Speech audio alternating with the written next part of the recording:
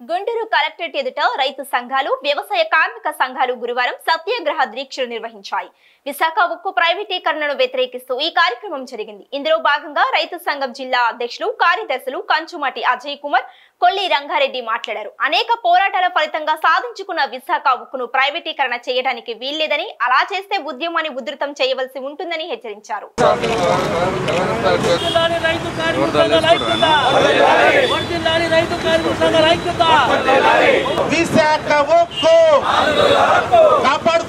కాపాడుకుందాం విశాఖ ఉక్కు కర్మాగారాన్ని, కాపాడుకుందాం విశాఖ ఉక్కు కర్మాగారాన్ని.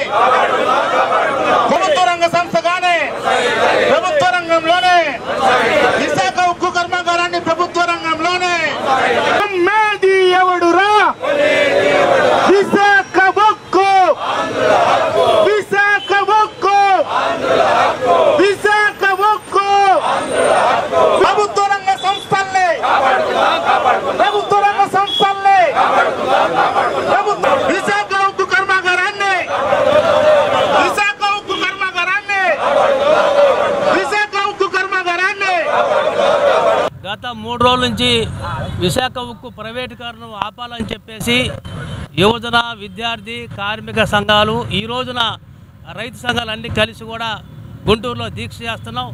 ప్రధానంగా ఈ రాష్ట్రంలో, దేశంలో ఉన్న ప్రభుత్వ సంస్థలన్నీ కూడా ప్రైవేటు పరం చేస్తే దాంట్లో భాగంగా విశాఖ ఉక్కును కూడా ప్రైవేటీకరణ చేయడానికి సిద్ధమైంది. దీన్ని యావత్తు అందరూ కూడా వ్యతిరేకిస్తున్న పరిస్థితి. విశాఖ ఉక్కు నిర్మించడంలో దాదాపు 22,000 ఎకరాలు రైతులు దానం చేసిన పరిస్థితి. అలాంటి దాన్ని ఇవాళ 1,00,000 మంది ఉద్యోగస్తులు కానివ్వండి, ఇతర చిరు వ్యాపారస్తులు కానీ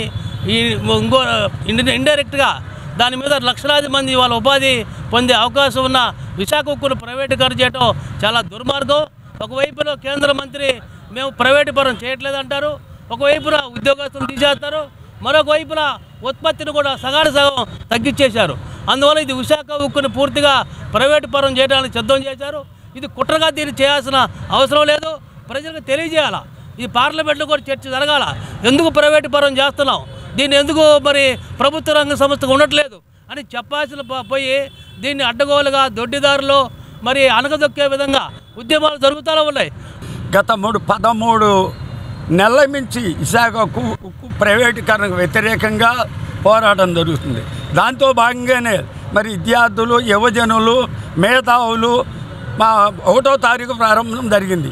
నిన్న కార్మిక సంఘాలని కూడా విశాఖ ప్రైవేటీకరణకు వ్యతిరేకంగా ఇవాళ 3వ రోజు రైతు సంఘాలు అనేక రకాలుగా గత 4-3 సంవత్సరాల నుంచి కూడా విశాఖ వ్యతిరేకంగా, ప్రైవేటీకరణకు వ్యతిరేకంగా మరి 65 గ్రామాలు, 2,300 ఎకరాలు, ఆ రోజు ఎకరం వచ్చేసరికి 2,000, 1,500 కూడా అయాలు ఎంతోమందికి పేదలందరూ కూడా నిరుద్యోగులకి మరి ఉద్యోగాలు వస్తాయని చెప్పి విశాఖ ఉక్కు ఫ్యాక్టరీ కోసం 32 మంది బలిదానం చేసి అనేక రకాల విద్యార్థులు, యువజనులు, మేధావులు పోరాటం చేసి ఈ రాష్ట్రానికి ఉక్కు ఫ్యాక్టరీ స్థాపించుకున్నాం.